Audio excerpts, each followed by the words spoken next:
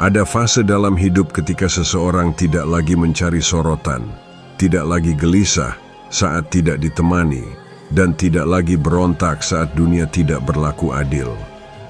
Bukan karena dia sudah mati rasa, tapi karena sesuatu yang lebih dalam telah gugur dari dalam dirinya, egonya. Kematian ego itu sendiri merupakan perjalanan yang sangat menyegarkan dan mencerahkan. Sebenarnya ego tidak benar-benar mati. Itu hanya istilah yang biasa digunakan ketika kita naik ke tingkat yang lebih tinggi dengan meninggalkan belenggu ego dan menjalani hidup yang bebas dari kendalinya. Perjalanan ini bukan untuk mereka yang malas mengoreksi diri. Butuh keberanian radikal untuk melihat ke dalam cermin dan berkata, "Aku bukan siapa-siapa." Karena di saat seseorang masih terus menyuapi egonya dengan validasi, kekuasaan, perhatian, dan pembenaran, dia belum akan pernah benar-benar bebas.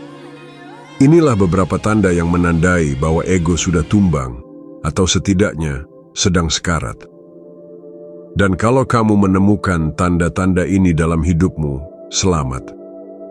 Kamu sedang menjauh dari penjara paling halus, tapi paling kejam, yaitu diri palsumu sendiri. Pertama, tidak lagi terluka oleh penolakan. Orang yang egonya masih hidup akan langsung menggeliat saat ditolak. Penolakan dianggap serangan terhadap nilai dirinya.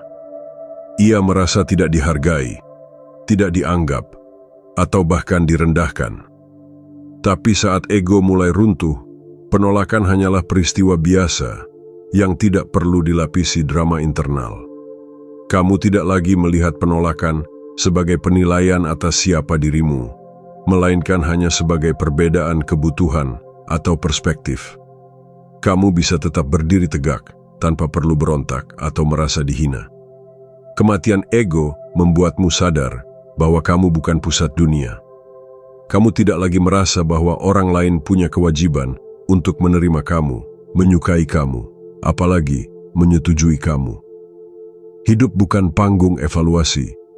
Kamu belajar berdiri sendiri tanpa mengemis pengakuan. Justru saat kamu bisa ditolak tanpa merasa direndahkan, kamu baru mulai memiliki martabat sejati, martabat yang tidak bergantung pada siapapun. Hal paling menyakitkan dalam hidup ini seringkali datang dari ekspektasi kita sendiri. Ego hidup dari ilusi bahwa semua hal harus sesuai kehendakmu.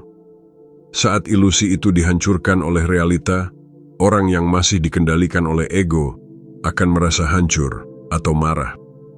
Tapi kamu yang telah melampaui ego akan tersenyum. Kamu tak lagi butuh semuanya berjalan sesuai rencanamu. Kamu hanya butuh berjalan dengan benar. Itu sama sekali bukan kelemahan. Itu kekuatan yang brutal. Karena butuh keberanian luar biasa untuk berkata, "Aku tidak perlu diterima agar aku tetap bernilai." Dan ketika kamu sampai di titik itu, dunia tidak lagi mampu mempermainkanmu. Kedua, tidak perlu lagi merasa paling benar. Ego akan selalu membentengi opini. Ia akan menutup telinga, menajamkan lidah, dan merayakan kekakuan berpikir. Orang yang masih dikendalikan ego akan sulit belajar, karena mengakui bahwa ia salah adalah rasa malu terbesar bagi egonya. Tapi kematian ego membuat seseorang justru merasa ringan saat salah. Ia tak menganggap koreksi sebagai ancaman, tapi sebagai hadiah. Saat kamu tidak lagi sibuk mempertahankan kebenaran versimu, kamu mulai tumbuh. Kematian ego membuka ruang pembelajaran yang luas. Kamu bisa mendengar pendapat berbeda tanpa membusungkan dada. Kamu bisa berkata, "Aku belum tahu," tanpa merasa rendah. Karena kebenaran bukan lagi alat untuk membuktikan superioritas, melainkan jalan untuk memahami lebih dalam. Kamu mulai menikmati diskusi, bukan debat. Kamu mulai lebih senang memahami daripada menang. Saat egomu mati, kamu berhenti menjadikan pendapat sebagai perpanjangan harga diri. Kamu bisa mundur selangkah dan berkata, "Mungkin aku keliru dan tidak apa-apa." Itu bukan tanda kamu lemah. Tapi justru tanda kamu sudah tidak lagi dikendalikan oleh ketakutan kehilangan muka. Dan yang paling ironis, justru ketika kamu berhenti merasa paling benar, disitulah kamu lebih dekat dengan kebenaran. Ketiga, tidak merasa terganggu saat tidak dihargai. Orang yang masih dikendalikan ego akan mengukur harga dirinya dari reaksi orang lain. Ia ingin dilihat, ingin diakui, ingin diberi tempat. Tapi saat kamu mengalami kematian ego, kamu tidak lagi peduli apakah orang mengabaikanmu atau tidak. Kamu tahu siapa dirimu, bahkan saat dunia tidak tahu. Kamu bekerja diam-diam, tanpa sorak-sorai, dan tetap merasa cukup. Penghargaan eksternal hanya menjadi bonus, bukan sumber nilai. Kamu tidak perlu orang bertepuk tangan untuk merasa berarti. Kamu mulai berjalan dengan tenang meski tidak ada yang memperhatikan. Karena yang kamu kejar bukan lagi pujian, tapi kebermaknaan. Dan kamu tahu, makna sejati tidak selalu tampak di permukaan. Ego selalu lapar akan panggung, tapi kamu yang telah menyingkirkannya, justru lebih memilih belakang layar. Kamu tidak ingin menjadi hebat di mata dunia, tapi hampa di dalam. Kamu lebih memilih tenang, dalam, dan jujur pada dirimu sendiri. Karena kamu tahu, tidak dihargai orang lain jauh lebih baik daripada lupa diri karena pujian. Dan saat kamu sampai di titik itu, kamu tidak lagi hidup demi citra, tapi demi kebenaran dan kedamaianmu sendiri.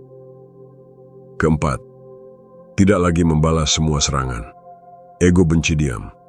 Ia akan memaksa untuk membalas, membela, menyindir, atau minimal menatap sinis saat merasa diserang. Tapi kematian ego membuatmu tenang dalam badai. Kamu bisa dicaci maki tanpa kehilangan kendali. Kamu bisa dihina tanpa merasa hancur. Bukan karena kamu lemah, tapi karena kamu tidak lagi butuh menang dalam permainan receh itu. Kamu sadar bahwa tidak semua hinaan perlu dijawab. Tidak semua serangan perlu dibalas. Kamu tidak mau dikendalikan oleh emosi orang lain. Kamu bukan remote yang bisa ditekan oleh siapa saja. Kamu memilih kedamaian, bukan reaksi. Kamu lebih fokus pada arah hidupmu daripada membuang energi untuk orang-orang yang ingin memancingmu keluar jalur. Saat kamu mampu membiarkan mereka bicara semaunya tanpa merasa terguncang, itulah momen kamu benar-benar merdeka. Kamu tidak sedang kalah, kamu sedang menang dalam keheningan. Karena kadang, kemenangan terbesar bukan saat kamu menjatuhkan orang yang menyerangmu, tapi saat kamu menolak untuk ikut jatuh ke levelnya. Dan yang lebih penting, kamu tidak ingin mengotori kedamaian batinmu hanya karena seseorang tidak bahagia dengan dirinya sendiri. Kelima, tidak lagi membandingkan diri. Ego selalu butuh pembanding. Ia merasa tenang kalau tahu dia lebih baik dari orang lain. Ia akan terus memelototi hidup orang lain, lalu menggeliat seperti cacing kepanasan ketika melihat ada yang lebih baik darinya.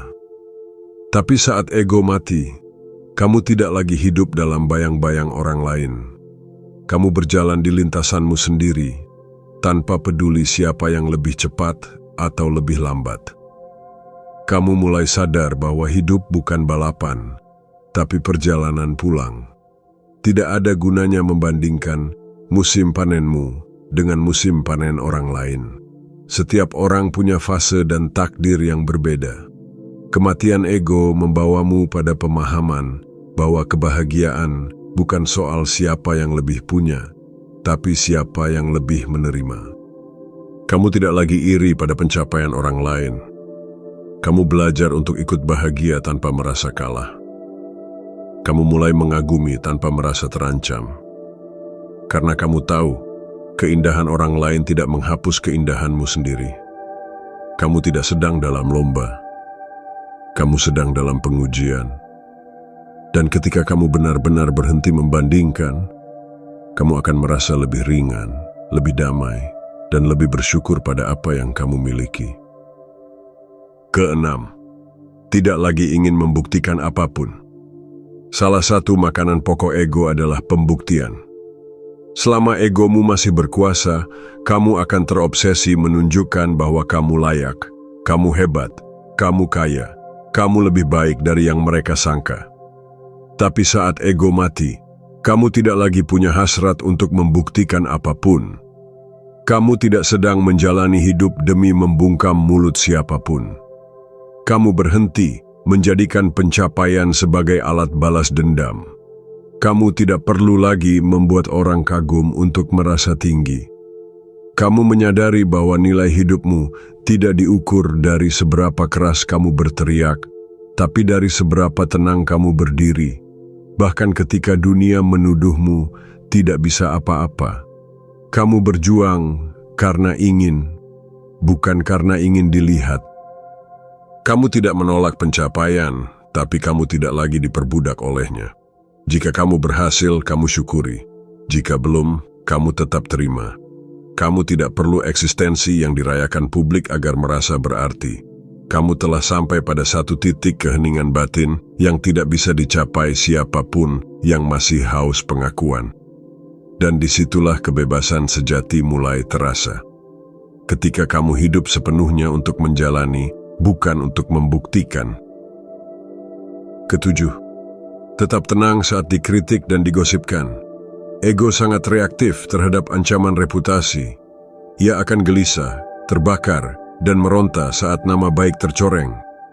Ego menganggap pencitraan adalah segalanya. Tapi saat egomu mati, kamu bisa tetap diam ketika difitnah, tetap tenang saat dicela, dan tetap waras saat gosip tentangmu menyebar seperti api. Karena kamu tahu, kebenaran tidak butuh pembelaan histeris. Kamu mulai paham bahwa apa yang orang bicarakan tentangmu bukanlah tanggung jawabmu. Mereka akan menilai dengan seleranya, menghakimi sesuai kondisi batinnya, dan menebar opini dengan narasi yang mereka karang di kepala. Tapi kamu tidak perlu menari mengikuti irama mereka. Kamu tahu siapa dirimu, dan itu lebih penting dari apapun yang mereka pikirkan. Kamu belajar untuk membiarkan badai berlalu tanpa perlu menjelaskan apapun.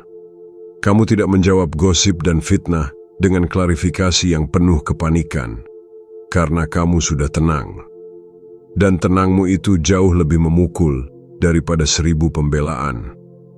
Kematian ego mengajarkanmu untuk menang tanpa suara. Kematian ego membuatmu tidak lagi sibuk mengelola persepsi. Kamu hanya menjalani hidup dengan jujur, bukan hidup untuk terlihat baik. Karena kamu tahu, waktu akan membongkar semuanya. Dan anehnya, justru disitulah martabatmu terlihat lebih megah. Kamu tidak bersinar karena sorotan luar, tapi karena cahaya dari dalam dirimu sendiri. Kedelapan, puas dengan apa yang diberikan Tuhan. Ego akan selalu merasa kurang. Ia rakus, tidak pernah kenyang, dan selalu menganggap bahwa yang dimiliki sekarang tidak cukup. Ia memelintir pikiran untuk percaya bahwa kebahagiaan hanya bisa dicapai setelah mendapat lebih banyak, lebih tinggi, lebih hebat. Ia akan terus menuntut, menginginkan yang lebih, dan mengeluh atas apa yang belum dimiliki. Tapi ketika ego mati, kamu mulai merasakan kepuasan yang radikal. Kamu melihat apapun yang diberikan sebagai anugerah. Kamu tidak lagi hidup dalam keluhan.